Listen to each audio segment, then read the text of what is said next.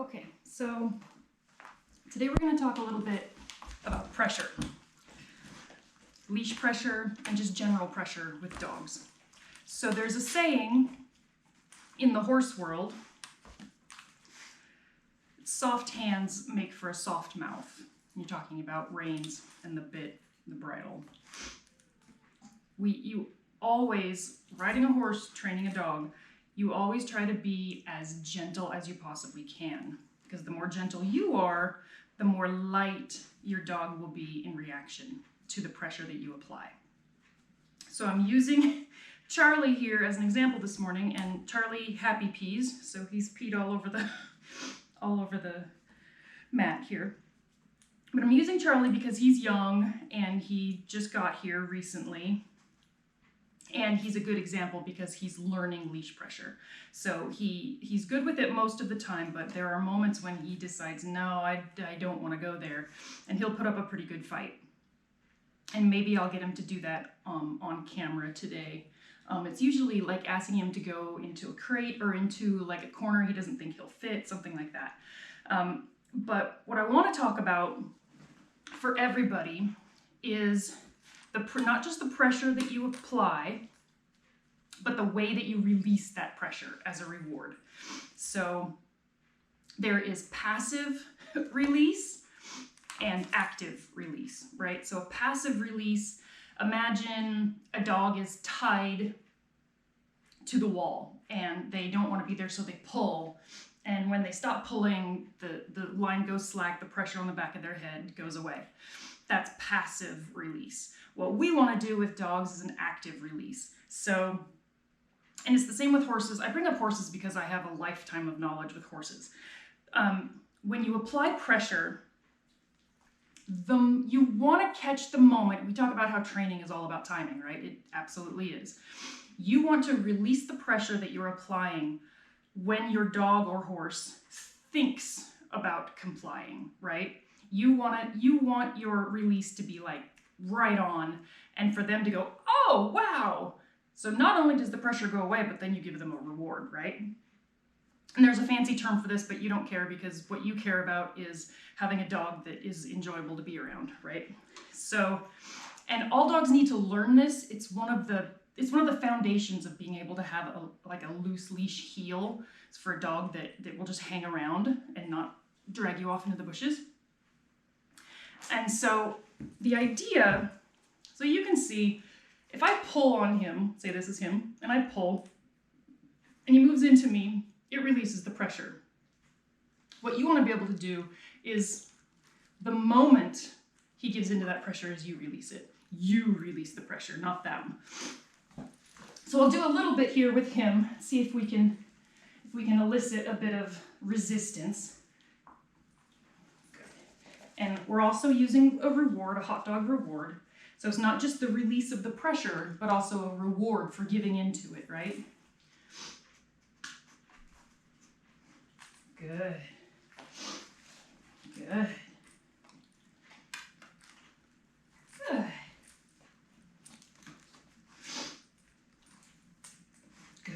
One of the things you can pay attention to is we train them to follow our hand, right? We teach them to be lured. So sometimes if you hide your hand, it's a good way to teach them about pressure. Good. Good. Charlie here is a Rottweiler poodle. And while I generally don't condone the whole poodle craze, he is a really nice puppy with a great personality. He is pretty cute. There, good boy. And it looks a little hectic while you're doing it, but it is worth the effort. Good.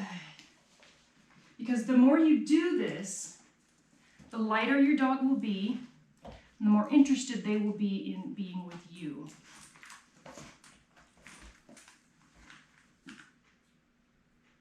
There, good. You see that bit of resistance?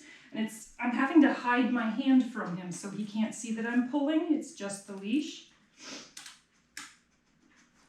Good. Good. And so you can use this in the same, I know I did the video for a lot of you, how changing direction while you're walking the dog is super beneficial. And that is a variation of this exercise. You just put motion into it, right? And you want to apply the least possible pressure to get them to change direction, right? The idea is not to catch your dog unaware and yank them this way, right? That it's what we're looking for is the opposite of that, right? A lot of people do the change direction exercise, but they do it kind of as a way to penalize the fact that the dog keeps walking when we change direction. We don't want to think about penalties. We want to think about pressure, the release of pressure, and the reward. Yes, good. Because the more you can do that,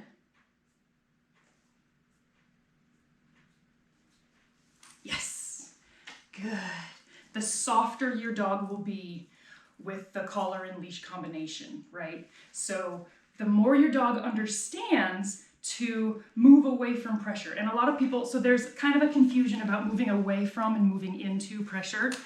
We talk about it in different ways.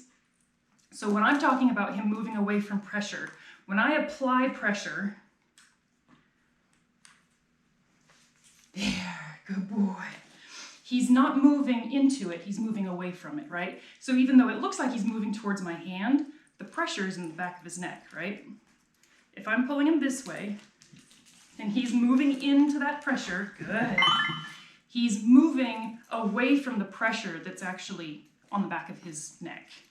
Does that make sense? He's not moving into it, he's moving away from it. So consider a horse. If you push your heel into this side, there, and you release that pressure, the moment the horse steps away, the horse is moving away from the pressure that you're applying, right? So it's a fairly natural thing to do, but then you run into, conditions where the horse or the dog thinks, I don't want to do what you're asking me to do, right? And you'll hit that roadblock often. And the more often you teach a dog to move away from slight pressure, good, the easier it will be to handle them in stressful situations, right? You don't want to have your dog suddenly be afraid of something and he's dragging you across the road, because in that moment, he forgot all about what he's supposed to do, right? Good. And you want to be able to handle your leash like this. That is the goal, is to go out in public and be able to handle your leash like this. Like it's a parakeet on the other end, not a 100-pound dog, which is what he will be someday. Good. So you want to practice how gently can I apply pressure and get my dog to respond. Good.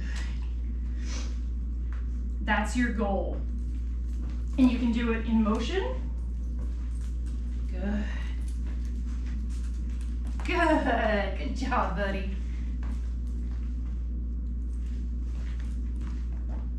Good boy.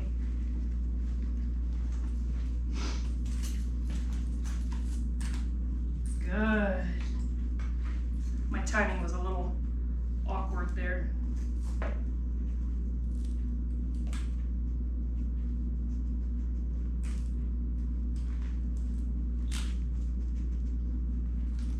Good.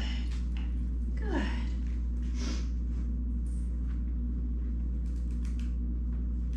Good boy. Nice job. Good boy. So I'm applying just the tiniest bit of pressure, and I'm asking him to go toward my leg, right? And I'm trying to release that pressure the nanosecond I think he's going to concede to me. Yes.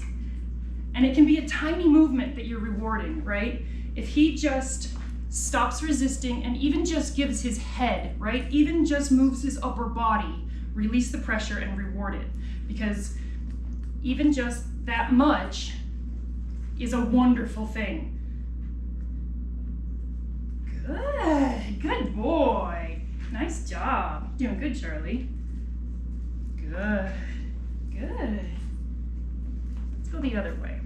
So I'm going to kind of hide my hand because he's used to following my hand. Yes, good job.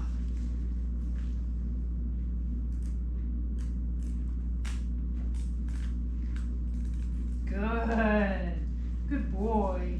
So now he's really paying attention. He's engaged. Yes, good boy. He's understanding this assignment, right? He's like, any kind of pressure, good. I just move away from it and I get a reward. That's, you know, to the dog's thinking, this is super easy, right? This isn't hard at all. Yes, good boy. Good. So you want to, so here's the goal, is to be able to take your dog out in public, and he's on a flat collar or a martingale. Your goal when you put a prong collar on your dog, your goal is not to make the dog manageable, whereas it wasn't before, right? You want your dog to be super manageable on a flat collar, and when you put a prong collar on, you could use dental floss to control your dog, right? Good. So he's making the typical mistake of a puppy, thinking that my hand always has something in it. Nope.